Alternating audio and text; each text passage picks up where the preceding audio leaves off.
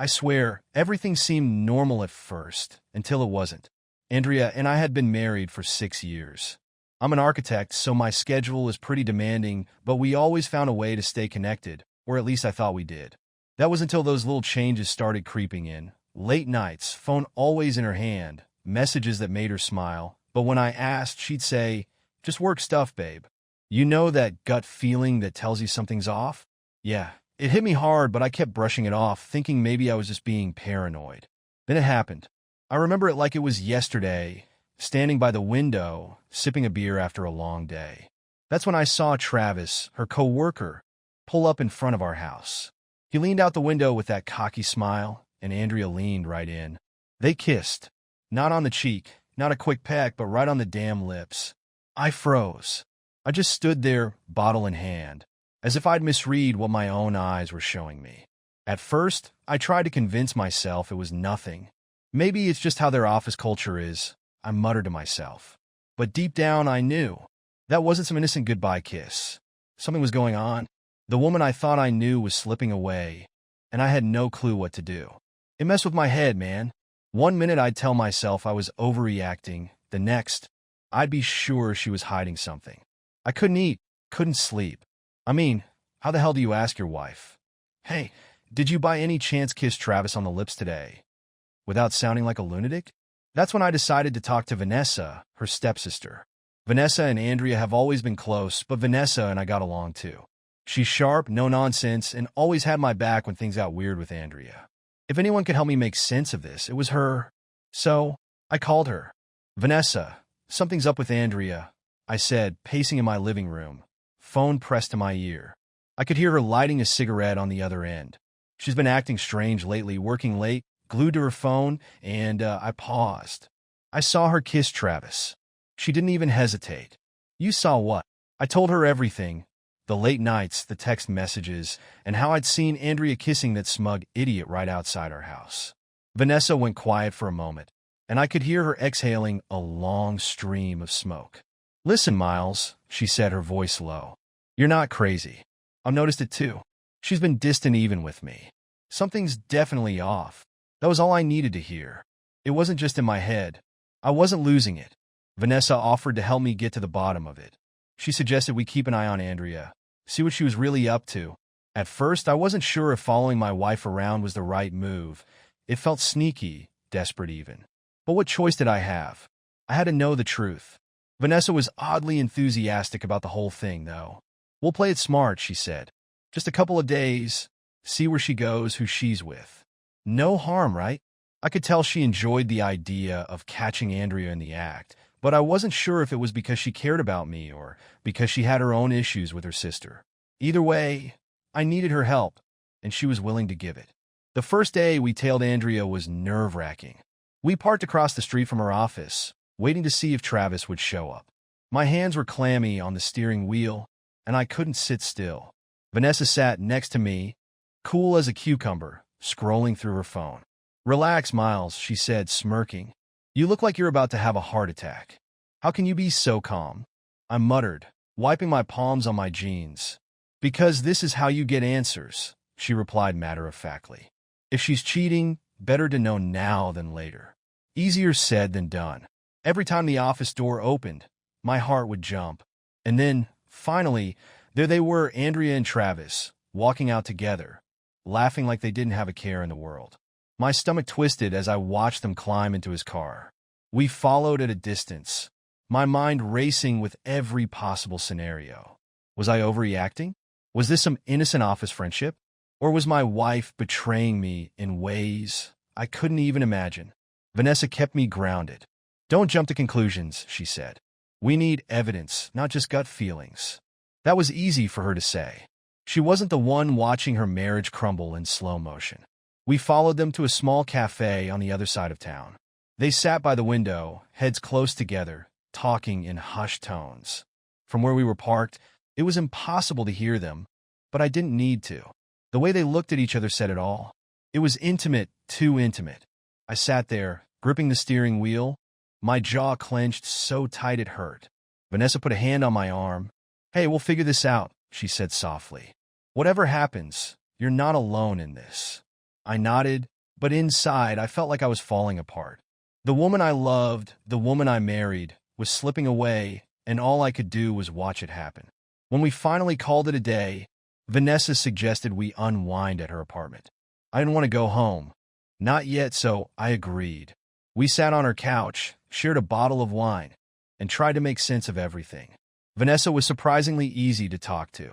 She confessed that she'd always felt like she came second to Andrea, that no matter what she did, Andrea always seemed to have the upper hand. Funny how things turn out, huh? She said, swirling the wine in her glass. Looks like Andrea is not so perfect after all. We laughed, but it was a bitter kind of laugh. The kind you have when you realize your world is falling apart and there's not a damn thing you can do about it. That night, as I lay awake on Vanessa's couch, I couldn't shake the feeling that my life was about to change forever. And the worst part? I wasn't sure if I was ready for it. The next few days were a blur of coffee-fueled surveillance runs and sleepless nights. I was running on pure adrenaline, desperate to catch Andrea in the act. Vanessa was right there with me, cool-headed and composed, while I was barely holding it together. We spent hours tailing Andrea and Travis, parking at a safe distance, watching them meet at places that felt like daggers to my chest, cafes, restaurants, bars. I had never imagined myself in this position, but here I was, playing detective in my own life, with Vanessa as my partner in crime.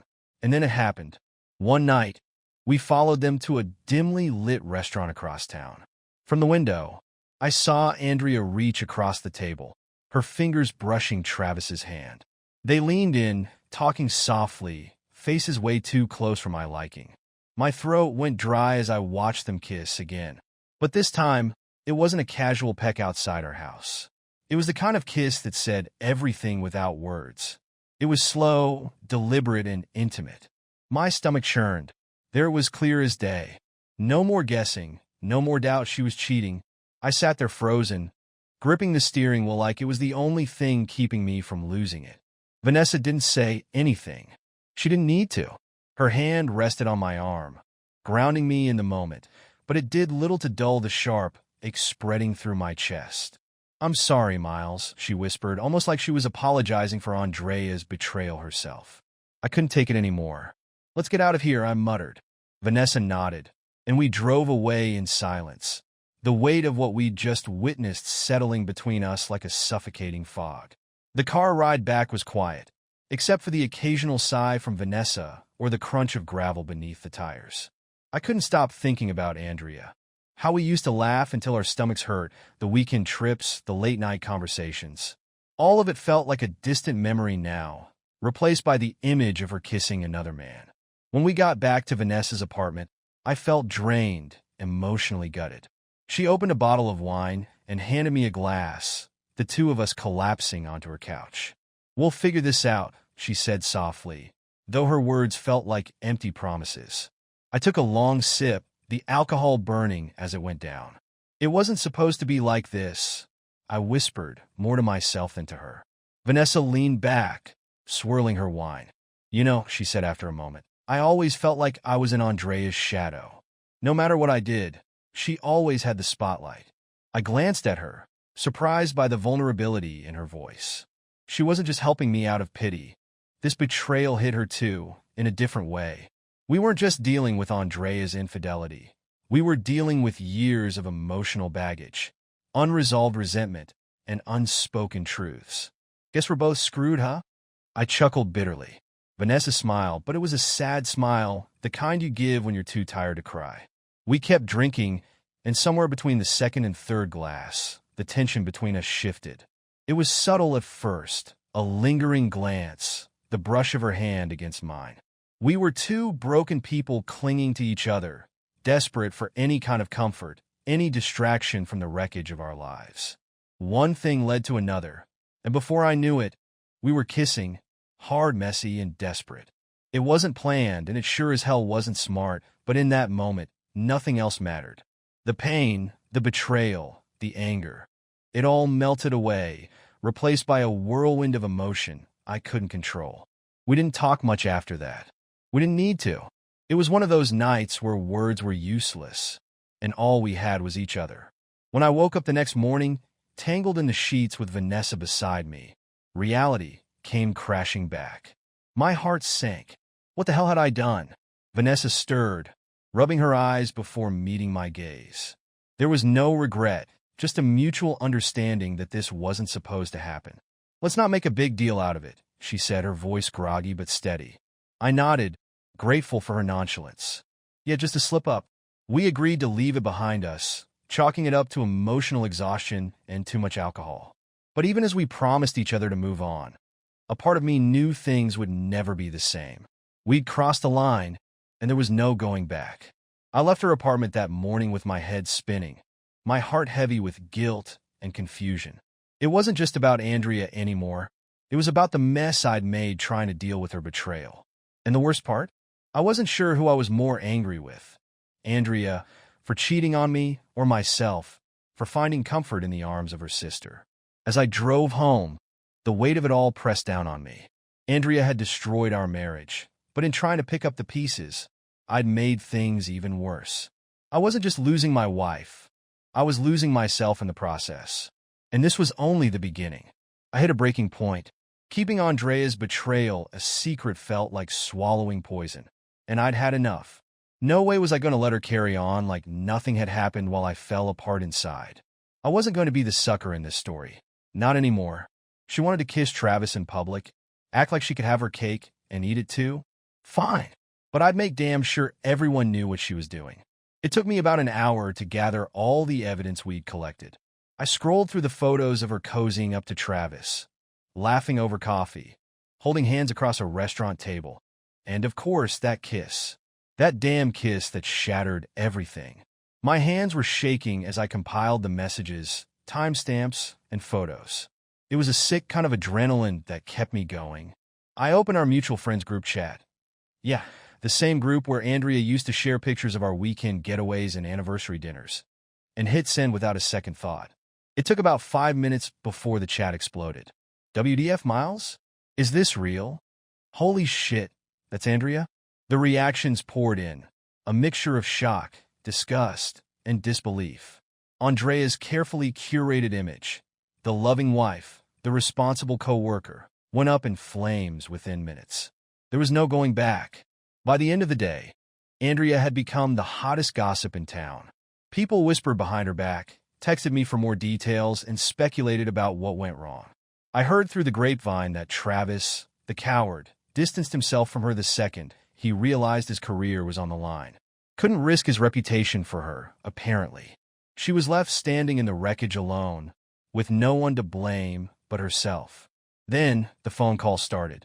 Andrea blew up my phone, calling me over and over. When I didn't pick up, she resorted to texting. "Miles, please, we need to talk. Why would you do this to me? You've ruined my life." Each message made me angrier. I didn't ruin anything, she did. All I did was make sure the truth came out. But Andrea didn't see it that way. In her mind, she was the victim, and I was the villain. Typical. After a few days of silence from me, she showed up at the house, pounding on the door. I opened it just enough to face her, but not enough to invite her in. "You had no right," she spat, her eyes wild with anger. "You've humiliated me in front of everyone. Do you have any idea what you've done?" I leaned against the door frame, arms crossed. "Yeah, Andrea, I gave you exactly what you deserved." Her face twisted with fury. "You ruined everything. I lost Travis, my friends. I have nothing now." I let out a cold laugh, the kind that comes from a place of deep exhaustion. "You destroyed everything the second you decided to screw around behind my back. Don't pin this on me." She stood there, stunned, as if she expected me to break down or apologize. Not this time. I'd spent too long feeling like a fool, and I wasn't about to give her the satisfaction of thinking I regretted exposing her. That conversation was the final nail in the coffin. There was no marriage left to save, and I knew it. The next day, I filed for divorce.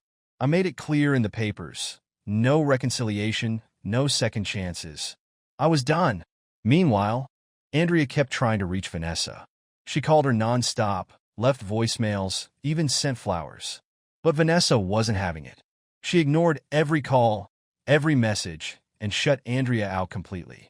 Whatever sisterly bond they had before was gone, torched by Andrea's betrayal and everything that followed. A few weeks later, Derek, a mutual friend who thought he could play peacemaker, arranged a sit-down to clear the air. I only agreed because I wanted to say my piece and walk away for good. We met at a bar, and as soon as Andrea saw me, the claws came out. "You think you're so righteous, don't you?" she hissed, leaning across the table. "Like you're some kind of victim. But you're not, Miles. You're a pathetic coward who couldn't handle being boring." I kept my voice calm, though every muscle in my body screamed for me to lash out. "You cheated, Andrea. You don't get to rewrite the story to make yourself look better." She opened her mouth to fire back, but Travis, sitting 2 stools away, cut her off. "Look, Andrea," he muttered, clearly uncomfortable. "There was nothing serious between us. It was just fun. That's all it ever was." Her face went pale. "What?" "You knew the deal," Travis added, shrugging like the smug piece of crap he was. "You were just bored. It wasn't supposed to mean anything." I couldn't help but grin as I watched her crumble in real time. She'd thrown away our marriage for this? A fling with a guy who didn't even care enough to stand by her when things got tough? Pathetic. Andrea shot me a venomous look, but I didn't flinch. "This is on you," I said calmly. "Not me, not Vanessa, and sure as hell not Travis. You made your bed, Andrea." The argument ended with Andrea storming out, humiliated and alone. Derek tried to smooth things over, but I waved him off. There was nothing left to discuss. I had exposed the truth, filed for divorce, and drawn the line. That night, as I sat in my empty living room, I felt a strange sense of peace. It wasn't exactly happiness, but it was close enough. Andrea's betrayal no longer felt like a weight around my neck. It was just a part of my story now. A painful chapter, sure, but not the whole book. And I was ready to turn the page. A few months after the divorce papers were signed and the dust seemed to be settling, Vanessa dropped a bombshell on me that hit harder than anything Andrea had ever done. We were sitting in her apartment, a place that had become familiar over the past few months. I visited her often, not exactly dating, but not just friends either. It was complicated to say the least. And then she said it. "Miles, I need to tell you something," she started, her voice tight, like she'd been holding the words in for days. I put down my coffee. "What's going on?" She took a deep breath, eyes locked on mine. "I'm pregnant." The world tilted for a second. I leaned back, trying to process what she had just said. "Pregnant? Are you?" "Yeah," she interrupted, nodding. "It's yours." I won't lie. My brain short-circuited. My first instinct was disbelief. Not because I doubted her, but because the idea of becoming a dad with Vanessa, of all people, was something I hadn't remotely prepared for. But once the shock wore off, responsibility kicked in like muscle memory. "How are you feeling?" I asked quietly, still trying to find my footing. She shrugged, her expression torn between fear and excitement. "Scared, mostly. I wasn't planning on this, you know. I'm not sure I'm ready to be a mom." I didn't know what to say. I wasn't exactly brimming with fatherly wisdom myself. But one thing was clear. I wasn't going to abandon her or the kid. I'd already been betrayed by someone I loved. I wouldn't make Vanessa feel the same. "I've got your back," I said finally, meaning every word. "We'll figure this out." Vanessa gave me a small, relieved smile. "Thanks, Miles." But the peace didn't last long. As soon as word of the pregnancy started spreading, it reached Andrea, and all hell broke loose. It started with a late-night phone call. I picked up without checking the screen, and Andrea's voice crackled through the line, seething with rage. "You've got to be kidding me," she shouted. "Vanessa? Vanessa? What the hell were you thinking?" I let out a slow breath, trying to stay calm. "What I do is none of your business, Andrea." "The hell it isn't. She's my sister, Miles. You've ruined everything." I laughed bitterly. "You ruined it, Andrea. You threw it all away the second you decided to screw around with Travis. Don't come at me like you're the victim here." Andrea wasn't having it. "She stole you from me. You owe me, Miles. After everything we've been through, after all the years we were together, you owe me some loyalty." Her words hit a nerve. Loyalty? Loyalty? This was coming from the same woman who'd torched our marriage without a second thought. I gritted my teeth, gripping the phone tighter. "You want to talk about loyalty? You don't get to pull that card, Andrea. Not after what you did." "Unbelievable," she hissed. "You'll regret this, Miles." I hung up before she could say anything else. There was no point in arguing with someone who was hell-bent on rewriting history. Things escalated fast after that. Andrea confronted Vanessa the next day, showing up unannounced at her apartment. I wasn't there, but Vanessa told me every detail afterward. The way Andrea stormed in, red-faced and shaking with rage, throwing accusations like daggers. "You're a backstabbing bitch," Andrea screamed. "How could you do this to me? You stole my husband." Vanessa stood her ground, arms crossed. "You cheated on him, Andrea. You ruined your own life. Don't try to blame me for your mistakes." Andrea's face twisted with fury. "You were supposed to be my sister. You've betrayed me in every way possible. And what about what you did to Miles?" Vanessa shot back. "You expect sympathy now, after everything you put him through? You don't get to play the victim here." Their argument grew louder, uglier. Years of sibling rivalry, resentment, and betrayal boiled to the surface. They hurled insults, dredged up old wounds, and laid bare every bitter thought they'd ever had about each other. "You know what?" Vanessa said finally, her voice icy. "I'm done with you. Don't call me, don't text me, don't come around. We're done, Andrea." Andrea stared at her, stunned for a moment, before storming out, slamming the door behind her with a deafening crash. That was the last time the two of them spoke. Whatever relationship they'd had before was gone, burned to the ground in the aftermath of betrayal. Vanessa tried to act like the fight didn't bother her, but I could tell it weighed on her. She carried that fight like a bruise, hidden but still tender. And as her pregnancy progressed, the anxiety crept in. "I don't know if I can do this," she admitted one night, curled up on the couch beside me. "What if I'm not cut out to be a mom?" I wrapped an arm around her, pulling her close. "You're going to be fine, and I'll be with you every step of the way." Vanessa gave me a weak smile, but I knew the fear still gnawed at her. I couldn't blame her. Hell, I was terrified too, but I'd be damned if I let her go through it alone. To make things easier, I bought her a new apartment, a nicer place closer to the city with enough room for the baby. It wasn't much, but it was my way of showing her that I was in this for the long haul. We weren't just messing around anymore. This was real, and I was going to make sure she and the baby had everything they needed. As I helped her settle into the new place, I couldn't help but reflect on how insane my life had become. In the span of a few months, I'd gone from a married man with a seemingly stable life to a single father-to-be, tangled in a messy relationship with my ex-wife's sister. It wasn't the life I'd planned, but it was the one I had now, and I was determined to make the best of it. Andrea, meanwhile, was left to stew in her bitterness, shut out by everyone she once called family. And honestly, that felt like justice. Starting a new life with Vanessa felt like stepping into unfamiliar territory. Sure, we had each other, but that didn't make things easy. If anything, it made things more complicated. The whispers from Andrea's family and our so-called friends started almost immediately. To them, I was the villain, the guy who left his wife and ended up with her sister. Never mind the fact that Andrea was the one who cheated. People have a funny way of twisting the narrative when they aren't the ones living it.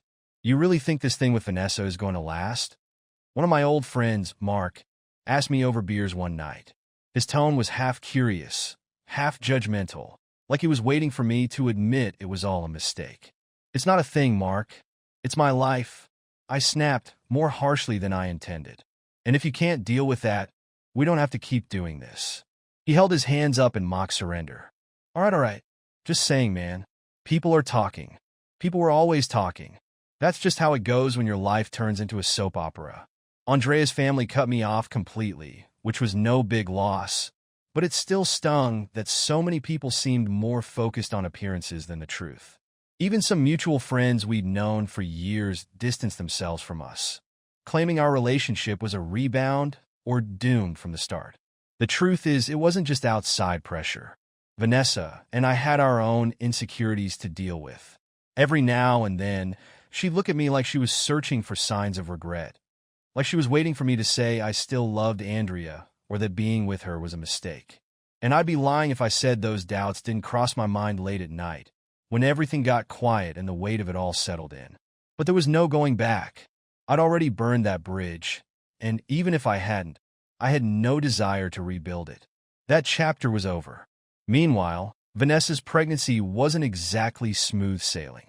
Morning sickness hit her hard, and some nights, I'd hold her hair back while she puked her guts out. She was exhausted all the time, her emotions all over the place. And more than once, she broke down in tears, convinced she was going to screw everything up. "I can't do this," she sobbed one night, curled up on the couch with a pillow clutched to her chest. "What if I'm a terrible mom? What if the baby hates me?" "You're going to be great," I told her, pulling her close. "We're in this together. You've got me, and you've got this." She gave me a watery smile, but I could tell the fear was still there, lurking just beneath the surface. It didn't help that money was tighter than I expected. Moving her into a nicer place and preparing for the baby had drained my savings faster than I'd planned, and my work had slowed down more than I was comfortable with. We found ourselves cutting corners where we could. No fancy dinners, no spontaneous weekend trips. Just bills, baby stuff, and the occasional bottle of cheap wine. To make sure I didn't lose my mind in the process, I started seeing a therapist. It felt strange at first, sitting in a quiet office, spilling my guts to a stranger. But I needed it. I needed a space where I could talk about Andrea's betrayal, about how it still haunted me in quiet moments when I least expected it. "How do you feel about moving forward with Vanessa?" my therapist asked one session, pen hovering over a notepad. I thought about it for a long moment. "It's complicated," I admitted. "Some days it feels right. Other days, I wonder if we're just two broken people trying to survive." She nodded, not judging, just listening. And slowly, through those sessions, I started to let go. Not forgive, exactly. Andrea hadn't earned that, but let go of the anger that clung to me like a shadow. I was done carrying that weight. It wasn't helping anyone, least of all me. Then Andrea made her final move. She called one day out of the blue, saying she wanted to meet and talk things over. "One last time," she said, her voice all soft and sweet, as if we were still in the early days of our marriage. I knew better, but I agreed to meet her anyway. Maybe I wanted closure. Maybe I just wanted to look her in the eye and see if there was anything left, any trace of the woman I used to love. We met at a cafe downtown. She was already there when I arrived, looking polished and put together, like she was trying to remind me of the person I'd fallen in love with. "Miles," she said softly, "I miss you." I folded my arms, leaning back in the chair. "What do you want, Andrea?" She sighed, her eyes glassy with crocodile tears. "Can't we at least try to fix this? We were good together, Miles. We can be good again." I shook my head, feeling more exhausted than angry. "We can't. Too much has happened. It's over." "But I still love you," she whispered, leaning across the table. "That doesn't matter anymore?" My voice was steady, cold even. "I've moved on. You need to do the same." Her face crumpled for a moment, but she quickly masked it with a bitter smile. "You'll regret this," she spat. "Vanessa won't last. And when she leaves, you'll be alone, just like you deserve." I stood up, tossing a few bills on the table. "Goodbye, Andrea." And with that, I walked away, leaving her behind for good. Vanessa and I knew we couldn't keep living in the same city, surrounded by the remnants of our past. There were too many memories, too many people waiting for us to fail. So, we made a plan. We found a place in another city, a fresh start where no one knew our story. It wasn't an easy decision, but it was the right one. Packing up my old life was bittersweet. There were moments when I found old photos of Andrea and me, reminders of the good times before everything fell apart. But those memories didn't hurt the way they used to. They were just that, memories. When the day finally came, Vanessa and I loaded the last of our things into the moving truck, looked back at the empty apartment one last time, and hit the road. As the city disappeared in the rearview mirror, I felt a strange mix of relief and hope. For the first time in a long time, the future felt like ours. No Andrea, no drama, just me, Vanessa, and the new life we were building together. And that was enough. When Vanessa gave birth to our daughter, everything changed.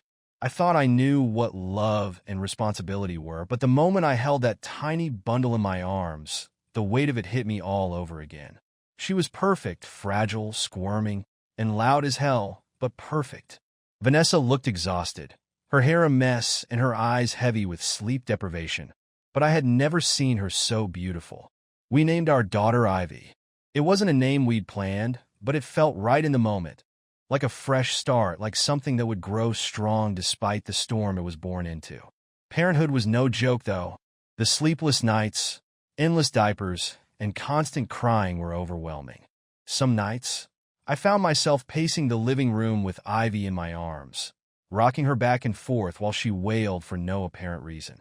Vanessa struggled too, caught between the demands of motherhood and her fear that she wouldn't measure up.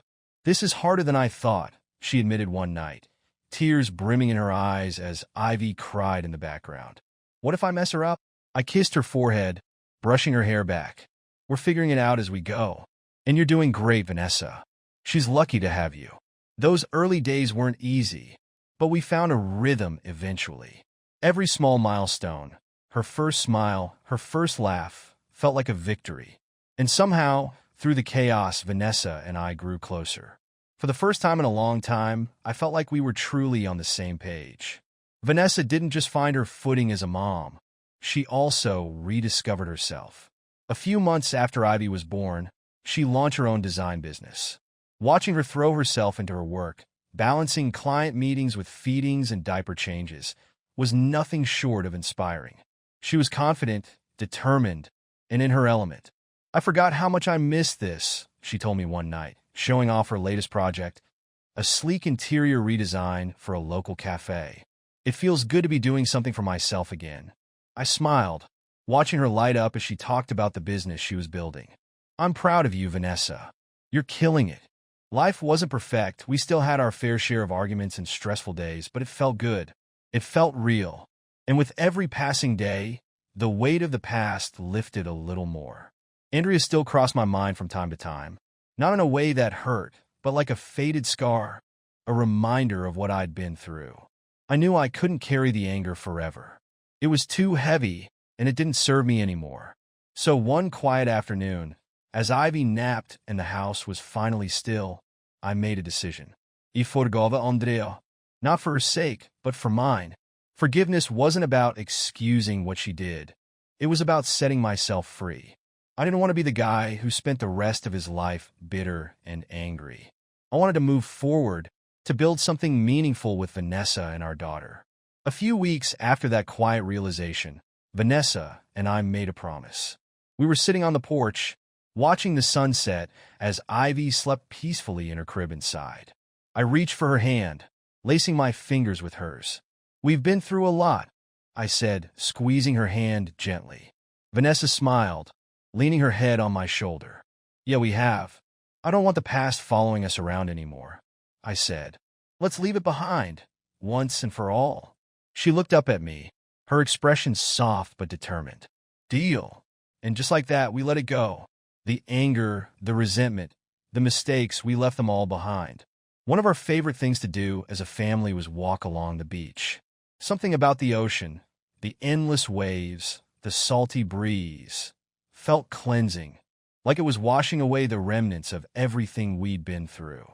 On a cool autumn morning, we found ourselves walking hand in hand along the shore, Ivy tucked snugly in her stroller, cooing quietly as the waves lapped at the sand. The sun was just starting to rise, casting a warm glow across the water, and for the first time in what felt like forever, I felt completely at peace. "What do you think the future holds for us?" Vanessa asked, glancing over at me with a playful smile. I thought about it for a moment, then shrugged. "I don't know, but I'm excited to find out." Vanessa chuckled softly, her fingers tightening around mine. "Me too." We walked in comfortable silence for a while, the only sounds coming from the waves and the soft creak of the stroller wheels over the sand. For the first time in a long time, the future didn't feel uncertain or terrifying. It felt wide open, full of possibilities. Betrayal had broken me once. It had shattered the life I thought I wanted, but it also led me to this moment, this new life with Vanessa by my side and Ivy in my arms. As we stood there, watching the waves crash against the shore, I realized something important. Life isn't about avoiding the storms. It's about learning to dance in the rain and finding beauty in the mess. And standing there on that beach, with Vanessa and Ivy beside me, I knew one thing for sure. I was exactly where I was supposed to be.